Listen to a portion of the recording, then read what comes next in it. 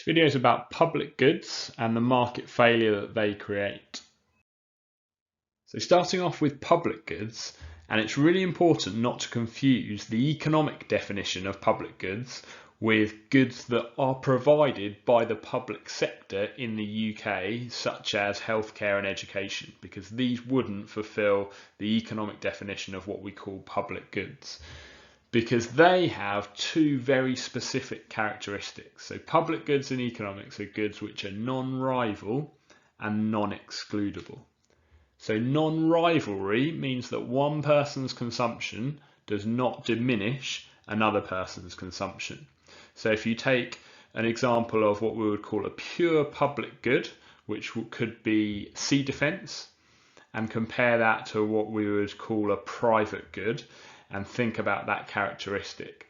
So once we've built a sea wall and we're providing the sea defence for some people, it doesn't diminish at all their consumption of the fact that their house is protected by those sea defences, however many people also benefit. So one person's consumption is not in any way affecting those other people who are benefiting from those sea defences.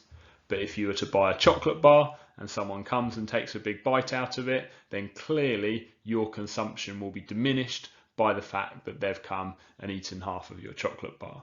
So that's what we mean by non-rivalry. The private good is rival, the public good is non-rival.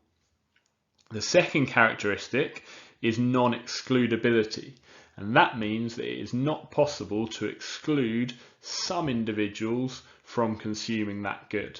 So take the example again of that sea defence and that sea wall. You cannot say that we're going to protect from flooding this house, and this house, but we're not going to provide the protection for these houses on the same street. Once you've built that sea wall along the beach or wherever it is, then you are protecting all of those houses, and you can't allow the protection for some and exclude others.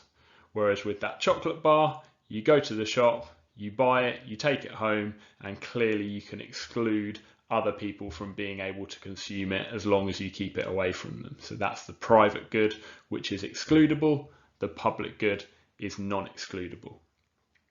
But just be aware that I took two very extreme examples there, the pure public good and the pure private good. But there are goods which might fall in between that we might call quasi-public goods. So they have some, but not all of the characteristics of public goods.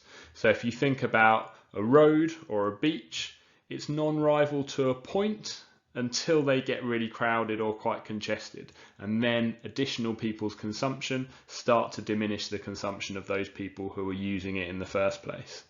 Again, it's quite difficult to exclude people from consuming, so you could be termed relatively non-excludable, but it's not impossible. As we see with the case of toll roads and private beaches, it is possible to exclude some people from consuming that good.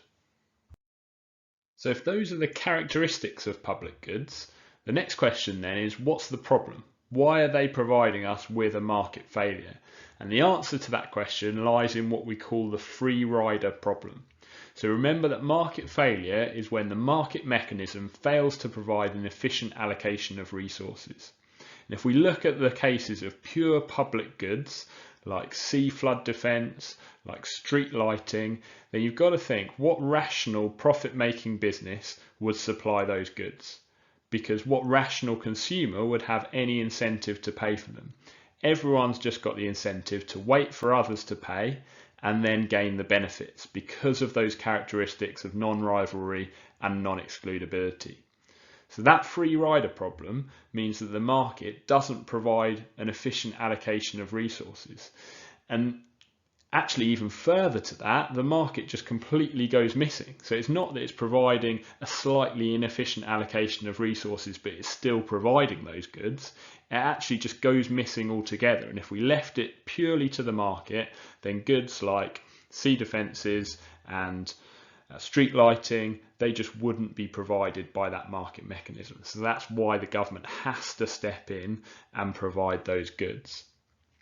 There is a bit of a consideration here about the role that technology could play in kind of resolving that public goods problem. So if you think about television broadcasting, traditionally television signals would be picked up by anyone with a TV and with an aerial, so they could be described as a public good.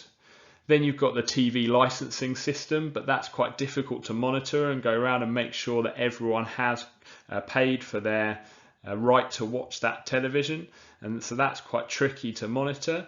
But then you've got digital and subscriber-based programming coming in more and more, which is making things more and more excludable. So there are now big profits to be had on streaming platforms, and then the market mechanism can then provide those, and it then starts to work again, and you don't need that level of government intervention to provide those goods.